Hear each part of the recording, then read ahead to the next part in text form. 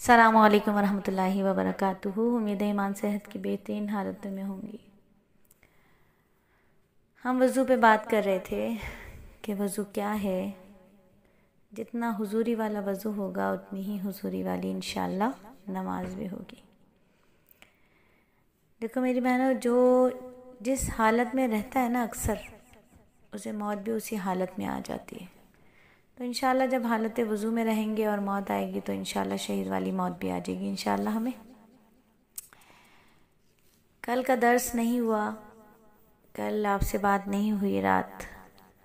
کسی کی عادت کرنے چلے گئے تھے، کوئی بیمار تھا بہت زیادہ، وہاں گئے تھے اور فکرے لے کر آتے ہیں۔ جب بھی کسی بیمار کو دیکھنے جاتے ہیں فکرے ہوتی ہیں، اس کی نماز کی بھی فکر ہوتی ہے، اپنی نماز کی بھی فکر ہوتی ہے، اس کی آخرت کی بھی فکر ہوتی ہے، اپنی آخرت کی بھی فکر ہوتی ہے۔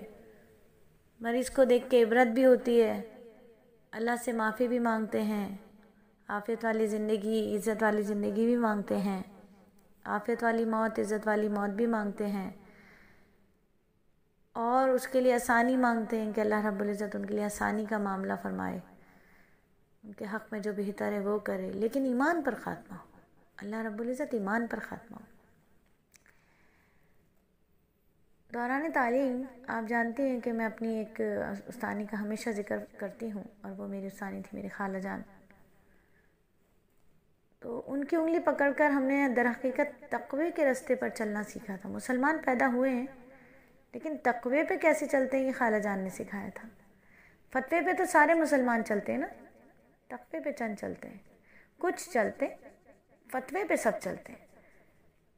تو خالہ جان نے ایک بات سمجھائی تھی کہ دیکھو اللہ رب العزت نے سب کچھ عطا فرمایا ہے نا ہمیں، اور ہم اللہ سے دنیا ہی مانگتے بھی بہت کچھ ہے اللہ سے ہم۔ تو ایک مسلمان کی جو سب سے بڑی خواہش ہوتی ہے نا وہ یہ تھی ایمان پہ خاتمہ ہو جائے اس کا۔ تو یہ سب سے بڑی حاجت ہے، یہ سب سے بڑی اصل حاجت یہ ہے، ہمیں اندازہ نہیں ہوتا۔ تو اللہ سے یہ حاجت مانگا کرو کہ اللہ جب میں مروں تو مجھے خاتمہ ایمان پر ہو۔ یہ 2 رکعت نماز نفل پڑھ کے اللہ سے روز مانگا کرو کہ اللہ جب میں اس دنیا سے جاؤں تو میرا خاتمہ ایمان پر ہو، کلمے والے بول، آپ کی شان کے بول بولتی بھی جاؤں، توحید کے بول پہ خاتمہ ہو۔ تو کوشش کرتے ہیں کہ روزانہ 2 رکعت حاجات پڑھ کے یہ دعا مانگیں کہ اللہ ایمان پہ خاتمہ ہو، پھر اللہ دیر اور دور کے لیے قبول فرما لے، ہمیشہ اللہ دیر اور دور کے لیے قبول فرما لے۔ تو آج آپ سب دیکھیں کہاں کہاں بیٹھے ہیں، کہاں بیٹھے، یہ استادوں کی دعائیں ہوتی ہیں، یہ استادوں کی دعائیں ہوتی ہیں، ہم میں کچھ نہیں ہوتا، اللہ رب العزت دینے والے ہوتے ہیں۔ اساتذہ کی دعائیں ہوتی ہیں نا، عادل بادشاہ کی دعا اپنی عوام کے لیے قبول ہوتی ہے، ماں باپ کی دعا اپنی اولاد کے حق میں قبول ہوتی ہے، اور استاد کی دعا اپنے شاگرد کے حق میں قبول ہوتی ہے۔ اور شاگرد کیسے ہونے چاہیے؟ ادب والے، ادب پہلا قرینہ ہے، ادب۔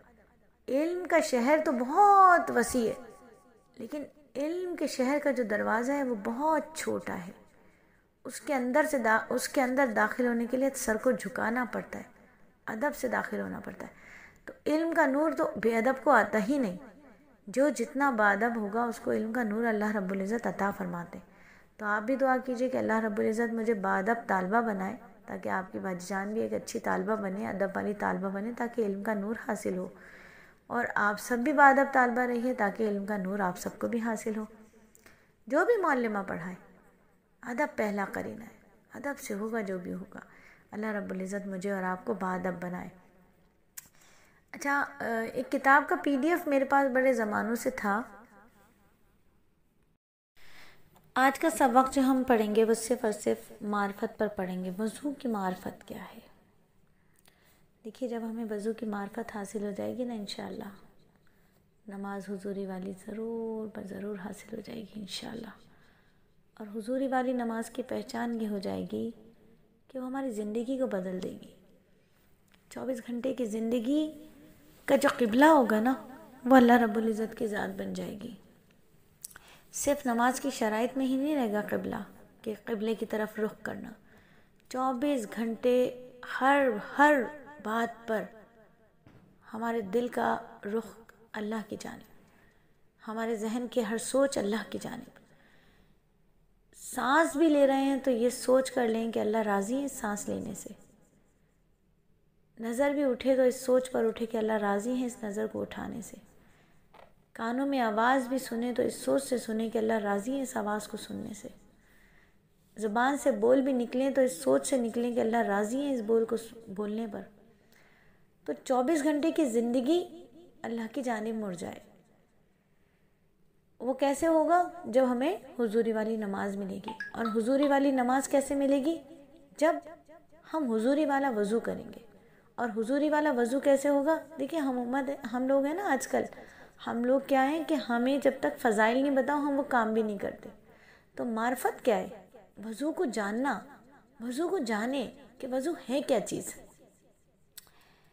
وضو میں اللہ رب العزت نے جو تاثیر رکھی ہے اللہ رب العزت نے، اگر ہمیں وہ تاثیر، وہ لذت پتہ چل جائے نا، اس لذت کا نشہ ہمیں لگ جائے تو ہمارے وضو میں، ہم وضو کی دنیا میں کھو جائیں.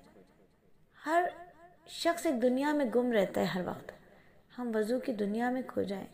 ہمارا دل چاہے کہ ہم ہر وقت 24 گھنٹے کی زندگی باوضو گزار دیں، ایک لمحہ بھی بغیر وضو کے ہم رہنا نہ چاہیں.